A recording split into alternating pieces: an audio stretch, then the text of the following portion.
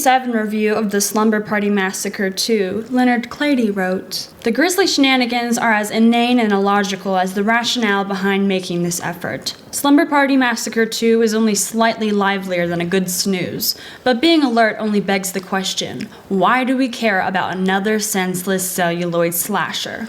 And why do we?" In 1984, Wes Craven's Nightmare on Elm Street hit the box office to the tune of $1.3 million on its very first weekend, eventually reaching $57 million worldwide. It was an instant success. As we all know, the premise is this: a dream demon begins to attack teenagers on Elm Street, and if you die in the dream, you die in real life. Now let's add a dose of 80s rock, the son of a billionaire, and a phallic drone. This is the Slumber Party Massacre II.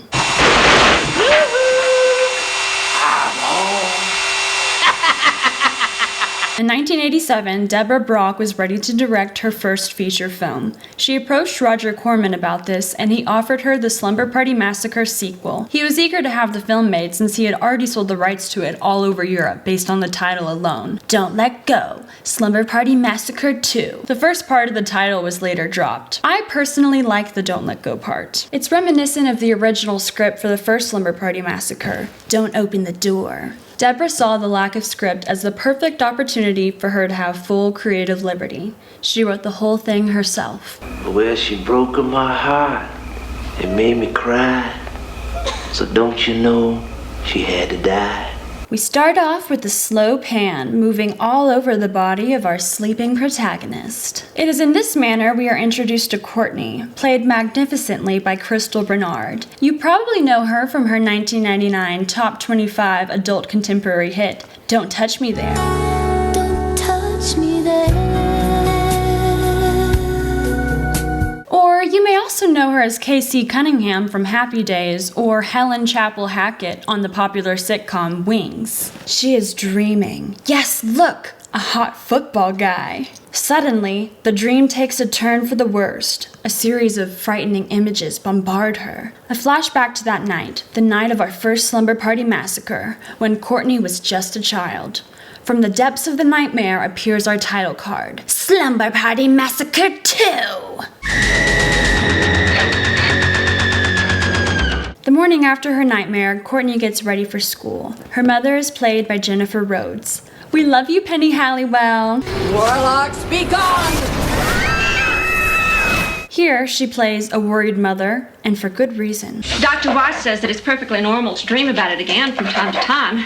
I mean, after all, dreams are one way that our minds deal with. On her way to school, Courtney sees a bloody pigeon on the sidewalk. Ooh, just like her nightmare. Her friend Amy pulls over to pick her up. Courtney tells her about the dead bird. Ugh, you are so weird sometimes.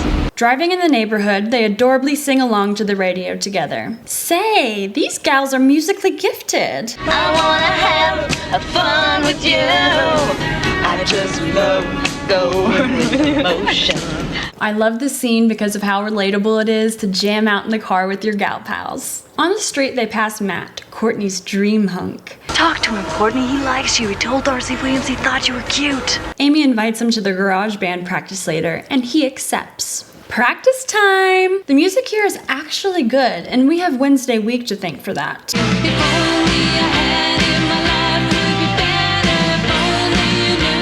Our director, Deborah Brock, needed music for her fictional band, so she called up a small record label, Enigma Records, and inquired about any all-girl bands they had. They had the perfect group, Wednesday week. I'll get something to drink. Does anybody want anything? Yeah, can you get me a slice?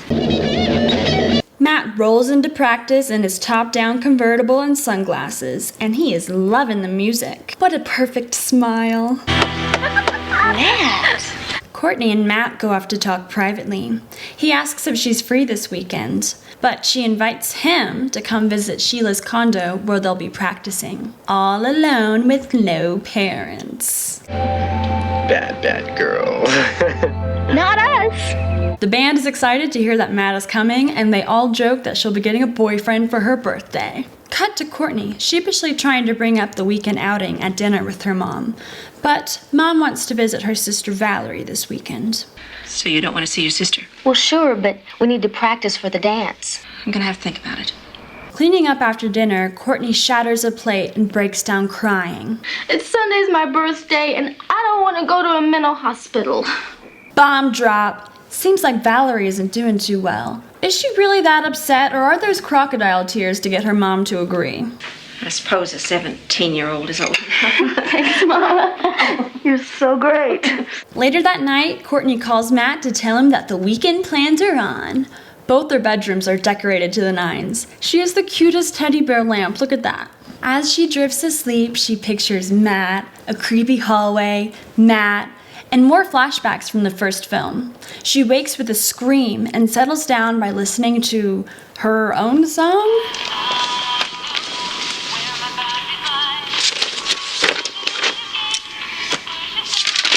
She drifts back asleep with her Walkman on. She dreams of Valerie saying, "Don't go all the way."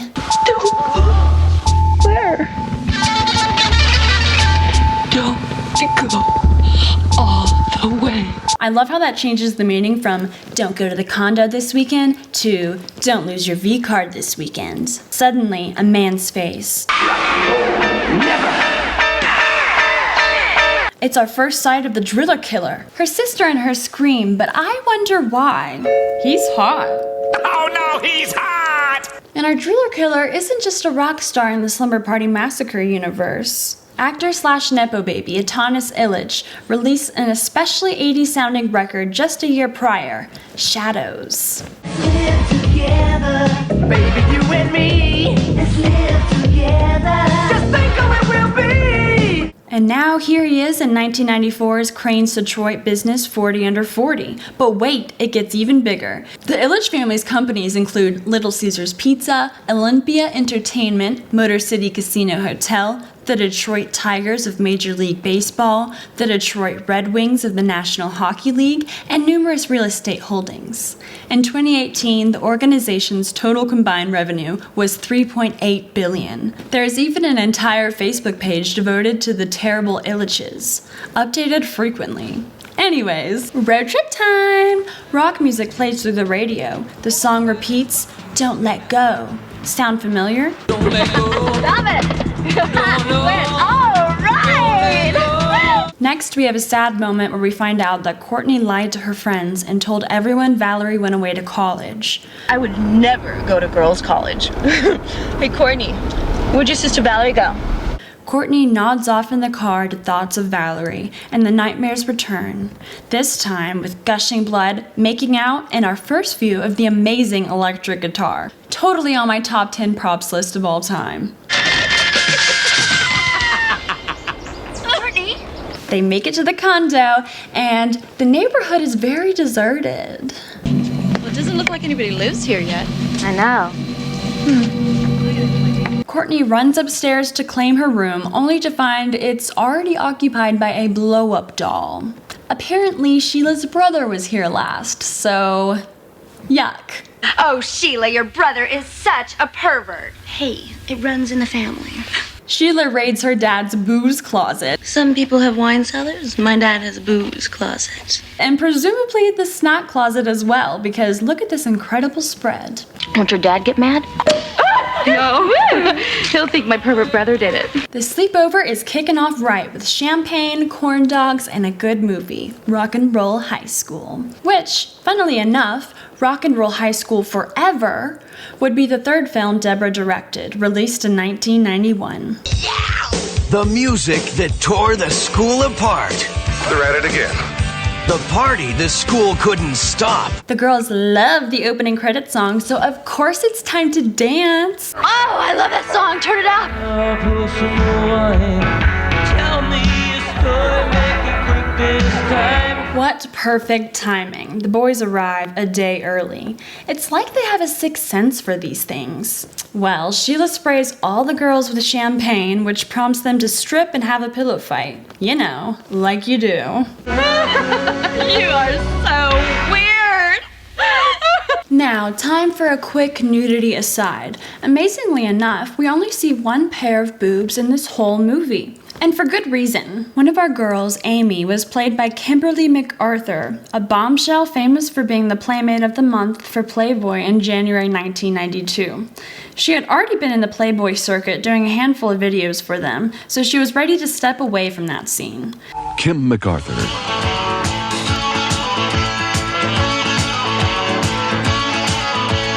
Kimberly insisted that she didn't want to do any nude scenes and she wouldn't be in the movie unless this request was respected. Kimberly wasn't the only actress with this request. Several other actresses were not comfortable with the salacious scenes that were expected of them. Deborah Brock was adamant on not pressuring her stars into nudity. She knew it was the expectation of producer Roger Corman that she had some, but she ultimately knew that the nudity wasn't very important. She had private meetings with all the girls to gauge how far they were comfortable going on camera. Heidi Kozak decided she was okay with being filmed in her undergarments.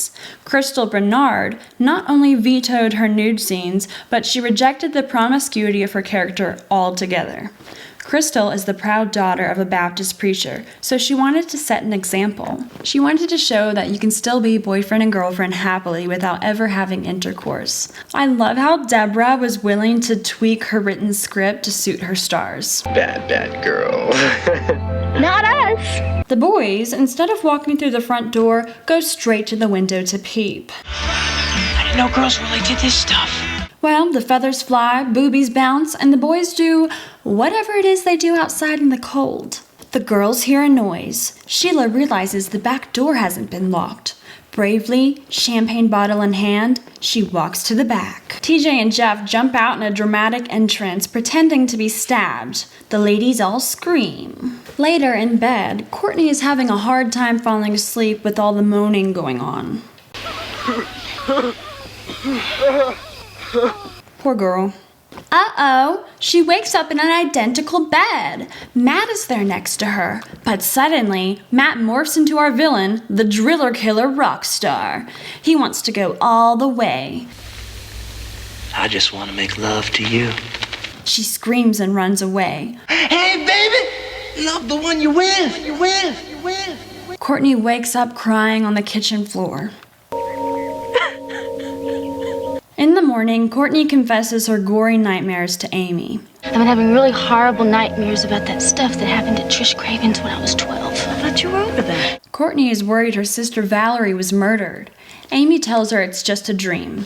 I think if she's so worried, she should just call her mom to check. Pool party! No one seems to be having that great of a time on the account of the hangovers, except TJ, who's having a little bit too much fun with the blow-up doll in the pool.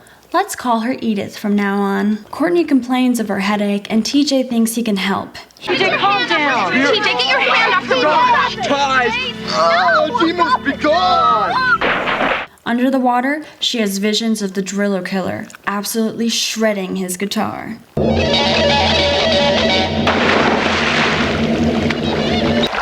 come on!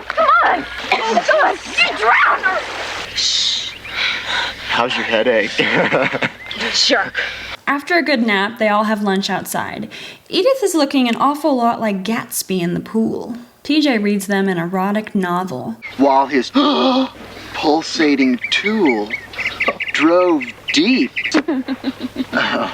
Courtney goes to take a bite out of her burger, but is gagged as the burger turns into a severed hand. Looks like the same old kangaroo meat to me. Way too much ketchup, though.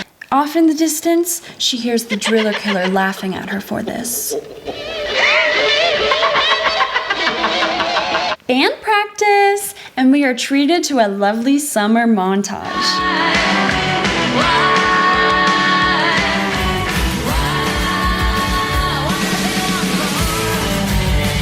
TJ performs CPR on Edith, Amy and Jeff engage in a sexy car wash fight, and Courtney is on the couch oogling a picture of Matt. Sheila gets turned on whenever TJ reads her more erotica. TJ seems surprised by this. Courtney goes to the kitchen for a snack. Classic fridge scare scene here, a beautiful homage to the original. We hear the guitar riff motif. She runs to grab her pals, and they all laugh off how silly she is. I've been feeling really nervous and weird. Amy suggests Courtney take a bath to de-stress. One of my favorite scenes is whenever Sally is writing music all alone. She gives a beautiful a cappella performance of her song. The lyrics are hilarious. I want a lot of things that a money can't buy, but what I want most is a pie in the sky. All around, it's a very cute scene. On her way to the bathroom, Courtney is haunted by the sounds of more moaning. She falls asleep in the bath, a big no-no, and she dreams she's bathing in blood. The blood looks nice and syrupy here.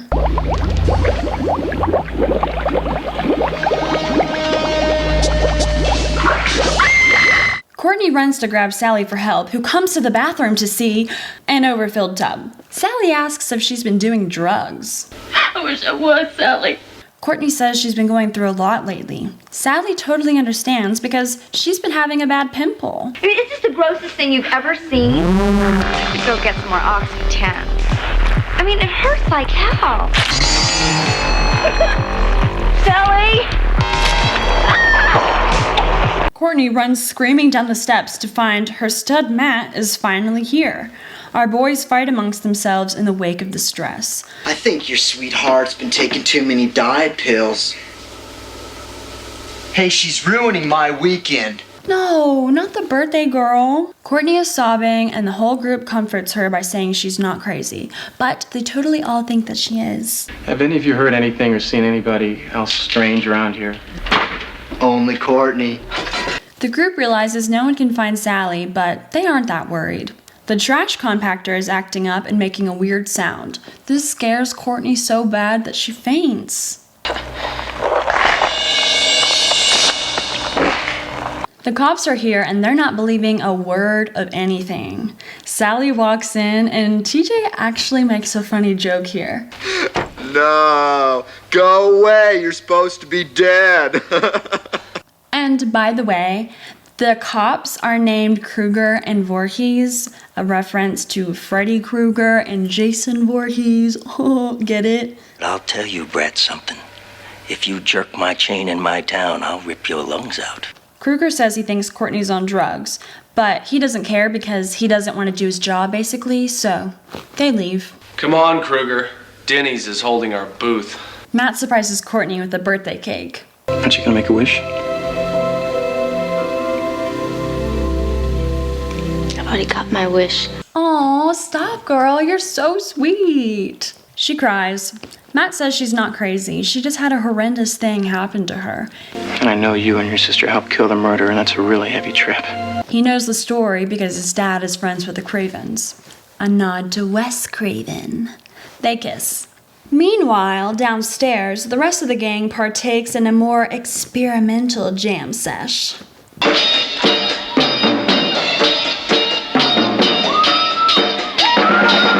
Back upstairs, Courtney unbuttons Matt's shirt, and we can't help remembering her sister Valerie's warning. Don't go all the way!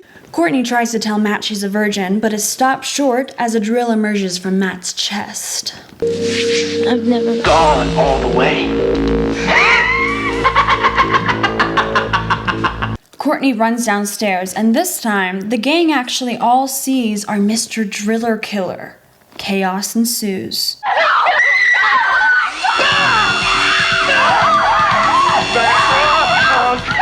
Sally is the first to fall. He gets her in her tiny shorts in the corner, and it's over. The drill plunges all the way through her chest, into the wall, and the phone on the other side. So much for calling 911. TJ and Sheila run outside to scream at a passing car for help, but the car does not want any of it. Amy, Jeff, and Courtney are hiding in the bushes, but decide they need to go back in the house to grab the car keys. They check to see if Sally is okay. She is not. They run past her, and instead of going out the door they just came in, run out the front door. They make it to the car and get away. I wonder if anybody's already in there. This is dedicated to the one I love. The driller killer is in the back seat with a red carnation. Nice touch. He drills through the car seat into Jeff's heart. The girls run screaming back into the house. Sheila and TJ fail to get help from the neighbors.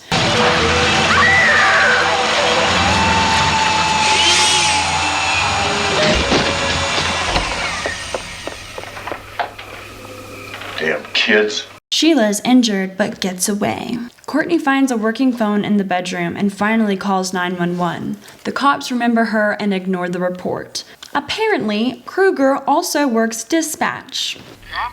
No, I was a Kruger. We are now down to 3 girls. An injured Sheila runs into the house, the driller killer on her heels. She finds Sally's carcass and screams. The driller killer has no problem finding her, so now it's time for the fun part. Now it's time for the fun part. Rock and roll time.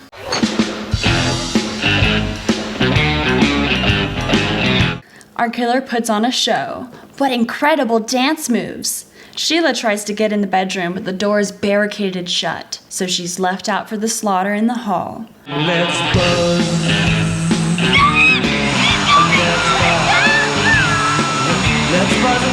I love the part whenever the music pauses for him to cackle and Courtney cries out. Let's buzz. Really cool camera shots of Sheila's face here. Sheila is killed in the same way as everybody else, a drill through the heart, but this one feels much more erotic. Courtney and Amy escape out the window and go roof hopping. He loves the chase. They hop all the way to a more undeveloped lot. Great running sequence. I love the accompanying song. Cheesy rock and roll quotes are happening. It's an all-around great time. I can't get no satisfaction. Our driller killer follows the blood trails. The girls give up running and just hide in a room with nothing in it and no walls. Amy cannot keep her cries quiet. Time for another number. There's something so creepy about running through an unfinished house.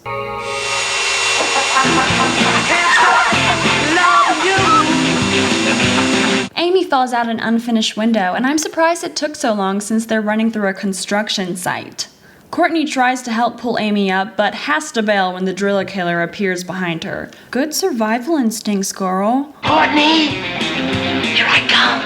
My love is like lightning, gonna strike you down. She runs and hides, but it is for naught. She is quickly found. Great line delivery and song reprisal.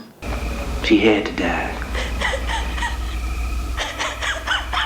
I can't stop. Now on the roof, she spots a hydrogen tank or something. Oh, come on, baby. Light my fire. Bet I will. She lights the fumes and blazes the driller killer away. He flies like a candle in the wind. The next day, the cops are gathering the bodies. We see Amy on a stretcher and she wakes with a lurch. Courtney wakes up in bed with Matt next to her. She rolls over to give him some good tongue, but we see a menacing pair of fingerless gloves. Courtney wakes up. Again! This time screaming in a mental hospital. A drill penetrating the dirty floors. The end.